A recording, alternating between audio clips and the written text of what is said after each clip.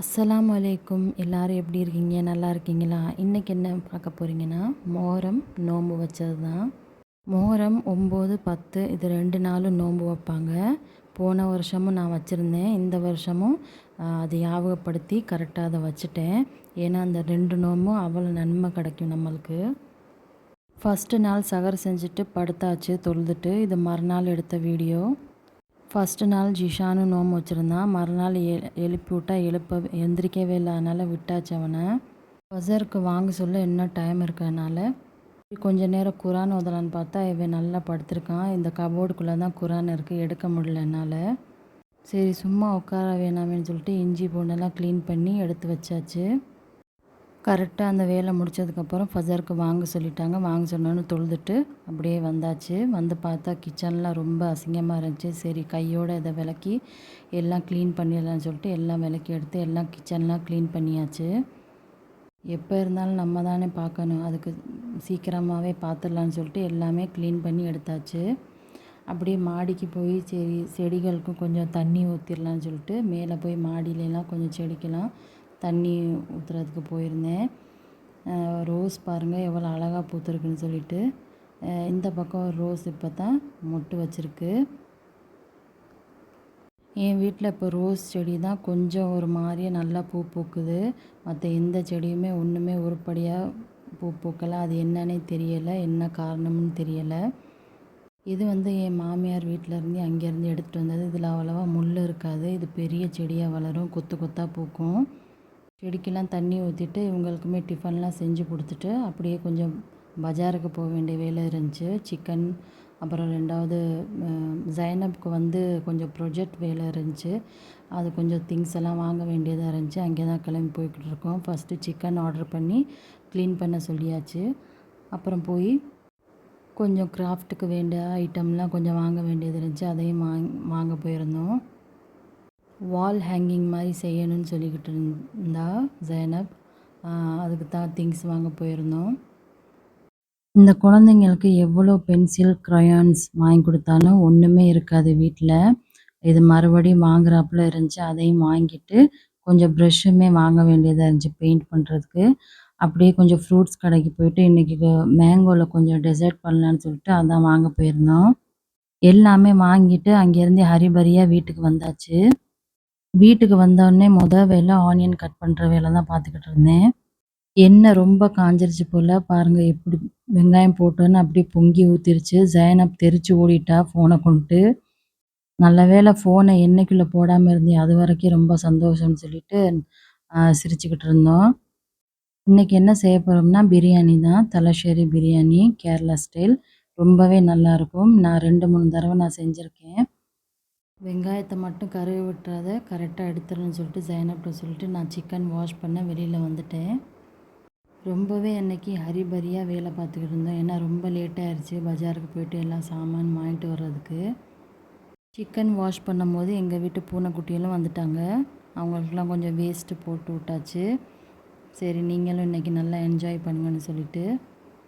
நான் பேசுகிறதுல ஏதாச்சும் ஒரு குறை இருந்தால் கண்டிப்பாக எனக்கு சொல்லுங்கள். ஏன்னா எங்கள் ரிலேட்டிவ் எல்லாம் சொல்கிறாங்க, நீ ஒழுங்காக பேச மாட்டுற, அதனால தான் உனக்கு வியூ அவ்வளோவா கிடைக்க மாட்டேங்குது அப்படின்னு சொல்கிறாங்க. அவங்க சொல்லும் போது எனக்கு கொஞ்சம் வருத்தமாக இருந்தாலும் உண்மை அதுதானே, வியூவே வரமாட்டேது. நான் யூடியூப் சேனல் ஆரம்பிக்கிறதுக்கு முன்னாடி மற்றவங்க வீடியோ பார்த்துட்டு நான் ரொம்ப என்ஜாய் பண்ணுவேன்.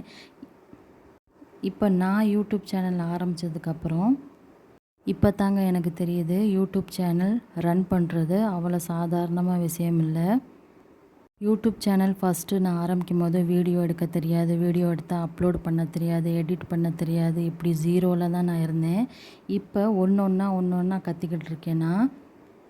என் வீடியோவில் ஏதாச்சும் குறை இருந்தால் கண்டிப்பாக கமெண்ட் பண்ணுங்கள், என்ன குறை இருக்குன்னு சொல்லுங்கள்.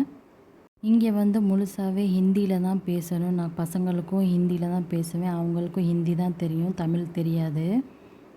அதுக்காண்டி எனக்கு தமிழ் பேச தெரியாதுன்னு நினைக்காதீங்க. தமிழ் நான் நல்லா பேசுவேன். அதனால் இந்த மாதிரி கோர்வே எனக்கு பேச வரமாட்டேது. நான் பேசுகிறது ஏதாச்சும் தப்பாக இருந்தால் மன்னிச்சுக்கோங்க. கண்டிப்பாக எனக்கு சப்போர்ட் பண்ணுங்கள். இதுக்கு மேலே நான் இதை பேசினா உங்களுக்கே போர் அடிச்சிடும்.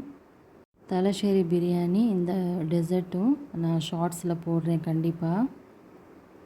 பிரியாணி மாஷா அல்லாஹ் சொல்லவே வேணாம். ரொம்ப டேஸ்ட்டாக இருந்துச்சு. கண்டிப்பாக இதே மாதிரி நீங்கள் ட்ரை பண்ணி பாருங்கள். ஷார்ட்ஸில் நான் போடுறேன். மறக்காமல் பாருங்கள். எல்லா வேலையும் முடிச்செடுக்க மணி 12 மணி ஆயிடுச்சு. அது முடித்ததுக்கப்புறம் லொஹர் தொழுதுட்டு இங்கே ஜைனப்க்கு வந்து இந்த வால் ஹேங்கிங் பண்ணுறேன்னு சொல்லியிருந்தேன் இல்லையா, அதான் செஞ்சுக்கிட்டு இருக்கேன் நான். எனக்கு இந்த மாதிரி கிராஃப்ட் ஐட்டம் பண்ணுறதுக்கெலாம் ரொம்பவே பிடிக்கும்.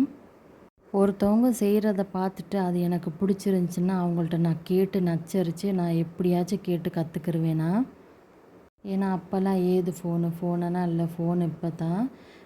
இது வந்து யூடியூப்பில் நான் பார்த்துட்டு தான் நான் செஞ்சுக்கிட்டு இருந்தேன். ஒரு தடவை நான் பார்த்தேன் வீடியோ, அதுக்கப்புறம் நான் பார்க்கல. அது ஞாபகப்படுத்தி இந்த மாதிரி செய்யணும்னு சொல்லிட்டு நானாக செஞ்சுக்கிட்டு இருந்தேன்.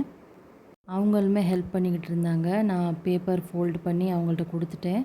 அவங்க அதில் பெயிண்ட் பண்ணி கொஞ்சம் காய வச்சுட்டாங்க. நான் அதுக்குள்ளேயும் மற்ற என்ன வேலையோ அதை நான் பண்ணிக்கிட்டு இருந்தேன்னா. நாமெல்லாம் படிக்கும்போது வெக்கேஷனுக்கு லீவு விட்டாலும் எந்த ஒரு ஹோம்ஒர்க் இருக்காது, ஒன்றும் இருக்காது. நல்லா 2 மாதம் நல்லா விளையாடுவோம். இப்போ 1 நாள் 2 நாள் லீவு கொடுத்தாலும் அதுக்கு தகுந்தாப்பில் அவங்க ஹோம்ஒர்க் இந்த மாதிரி ப்ரொஜெக்ட் ஏதாச்சும் பண்ணிட்டு வர சொல்கிறாங்க. பட் நல்லா தான் இருக்குது. நம்மளும் கொஞ்சம் கற்றுக்கிடலாம் இல்லையா? பட் உண்மையை சொல்லணும்னா நான் என் அனுபவத்தில் நான் சொல்கிறேன். ஜைனப்க்கு வந்து 5th வரைக்கும் நான் எந்த டியூஷனுமே அனுப்பலை. அவளுக்கு நான் சொல்லி கொடுத்துக்கிட்டு இருந்தேன். முடிஞ்ச வரைக்கும் குழந்தைங்கள டியூஷனுக்கு அனுப்பாமல் நீங்களே அவங்களுக்கு சொல்லி கொடுங்களேன். உங்களுக்கு நாலேஜ் ரொம்பவே வளரும். இது நான் என் அனுபவத்தில் நான் சொல்கிறேன். ஜைனப்க்கு ஃபைனலாக வால் ஹேங்கிங் பண்ணி முடித்தாச்சு. இது வந்து ஜிஷானுக்கு வந்து ஆர்டிகல்ஸ் பண்ணிட்டு வர சொல்லியிருந்தாங்க. அதான் ட்ராயிங் பண்ணிக்கிட்டு இருந்தேன். என் ட்ராயிங் எப்படி இருக்குன்னு கண்டிப்பாக சொல்லுங்கள். ஃபைனலி வால் ஹேங்கிங் இப்படி தான் இருந்துச்சு. இதுவும் எப்படி இருக்குன்னு சொல்லுங்கள். எல்லாமே முடிச்செடுக்க மணி 5 மணி ஆயிடுச்சு கரெக்டாக. எல்லாம் டேபிள் எடுத்து வச்சுட்டு நல்லபடியாக நோன்பு திறந்தாச்சு. அன்றைக்கி நோன்பு வந்து நானும் அம்மாவும் தான் வச்சுருந்தோம். குழந்தைங்கள்லாம் யாரும் வைக்கல. நீங்களாம் யார் முஹர்ரம் நோன்பு வச்சுருந்தீங்கன்னு கண்டிப்பாக சொல்லுங்கள். தெரியாதவங்க கண்டிப்பாக இந்த முஹர்ரம் நோன்பை 9, 10 இந்த 2 நோன்பு கண்டிப்பாக நீங்கள் வைங்க. ரொம்பவே நன்மை கிடைக்கும் உங்களுக்கு. எனக்கு மற்றவங்க சொல்லி தான் எனக்கு தெரிஞ்சிச்சு. அதனால் நான் சொல்கிறேன். இந்த மேங்கோ டெசர்ட் வந்து அவ்வளோ க்ரீமியாக நல்லா சூப்பராக இருந்துச்சு. இதுவும் நான் ஷார்ட்ஸில் கண்டிப்பாக நான் போடுறேன். ரொம்பவே சிம்பிள், ஈஸியும் கூட. சாப்பிட்டு மகரிப் தொழுதுட்டு இஷாவும் தொழுதுட்டு வந்தாச்சு. மணி 7:30 மணி ஆயிடுச்சு. இப்போ தான் நான் சாப்பிட்றேன். பிரியாணி ரொம்பவே டேஸ்ட்டாக இருந்துச்சுங்க. கண்டிப்பாக ட்ரை பண்ணி பாருங்கள். நான் ஷார்ட்ஸில் கண்டிப்பாக நான் போடுறேன். இங்கே இஷா வந்து 7:10க்கெலாம் வாங்க சொல்லிடுவாங்க. வாங்க சொன்னோன்னே தொழுதுட்டு வந்து சாப்பிட உட்காந்தாச்சு. ஜிஷானுக்குமே பசிக்குது மம்மா, சாப்பாடு போட்டு தாங்கன்னு சொல்லிக்கிட்டு இருந்தான். கொஞ்சம் நேரம் வர்றேன்னு சொல்லிக்கிட்டு இருந்தேன். அப்படியே சாப்பிட்டு எங்கள் வீட்டு பூனைக்குட்டிகளுக்கெல்லாம் கொஞ்சம் கொடுத்தாச்சு அவங்களுக்கு. அவங்களுமே ரொம்ப ஹாப்பியாக ரொம்ப என்ஜாய் பண்ணி சாப்பிட்டுக்கிட்டு இருந்தாங்க அவங்களும். அவ்வளோதாங்க. வீடியோ உங்களுக்கு பிடிச்ச மாதிரி இருக்குன்னு நம்புகிறேன். வீடியோ பிடிச்சிருந்தா லைக் பண்ணுங்கள், ஷேர் பண்ணுங்கள், மறக்காமல் சப்ஸ்கிரைப் பண்ணுங்கள்.